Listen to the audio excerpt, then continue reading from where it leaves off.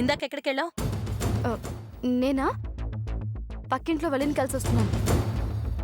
ఏమైంది పిన్ని? ఏమీ కాకూడదని కోరుకుంటున్నాను.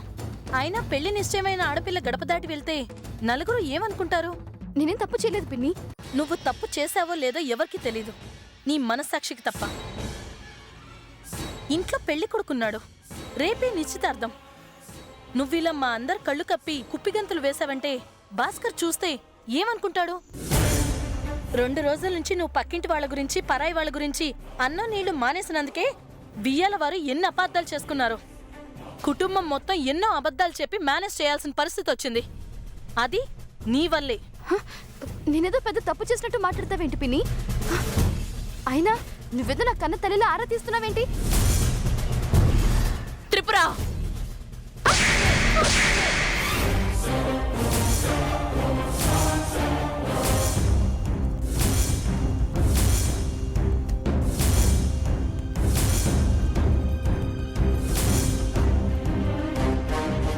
ఒక్కగానొక్క ఆడపిల్లవని నిన్నందరూ ముద్దు చేసి పెంచి పెద్ద చేస్తే పెద్ద చిన్న లేకుండా నోరు జారుతావా?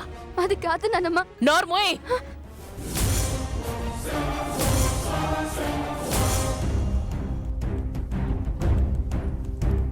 ఇంకొక్క మాట మాట్లాడావంటే పాతేస్తాను.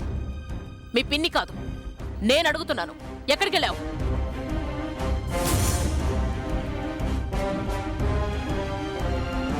అత్తయ్యగారు అడుగుతుంటే మాట్లాడువేంటే? చెప్పు, ఎక్కడికెళ్ళావు?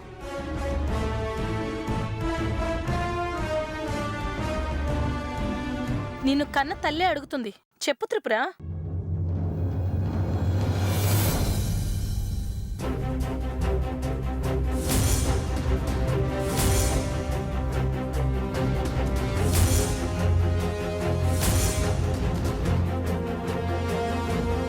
ఏంటి పిన్ని, ఏంటి గొడవ? ఏముంది, త్రిపుర మళ్ళీ అల్లరి చేసి ఉంటుంది.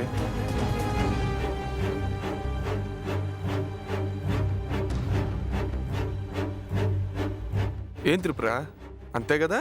చెప్పు, ఏం చేసావు?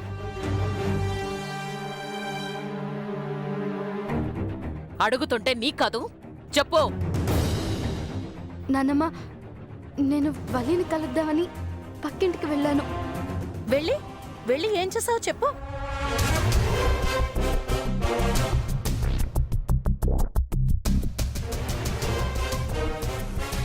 ఏం చేసింది?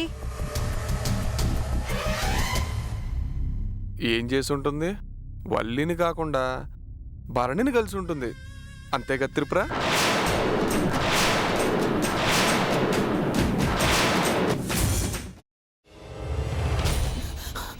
నువ్వు ఇంకేమన్నా చెప్పాలా? ఇంకేమన్నా అబద్ధం చెప్పాలనుకుంటే చెప్పేయి. నేను చూడాలనుకుంటున్నాను నన్ను మోసం చేయడానికి నువ్వు ఎంత నీచానికి దిగజారగలవు అని. ఎందుకు ఆలియా, ఎందుకు నువ్వు ఇలా చేసావు? నీకు తెలుసు కదా, నానమ్మ తర్వాత నీ ఒక్కదానిని కదా నేను పూర్తిగా నమ్మేది. ఏమన్నావు నువ్వు? ఈ మధ్య అన్నిటినీ మర్చిపోతున్నావా? అది చాలు. వాటిలో ఉన్న శక్తి విషయాన్ని గ్రహించి మనకు వివరిస్తాయి.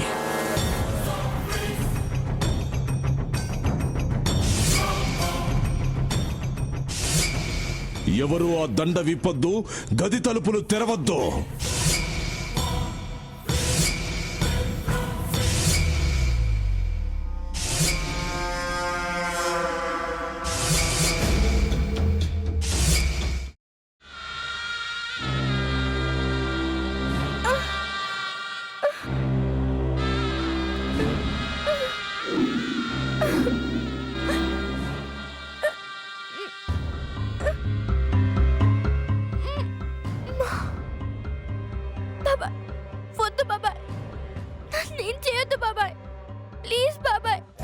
నీకు నిజం తెలిసినప్పుడే నా ఆలోచనలో నువ్వు చచ్చిపోయావు.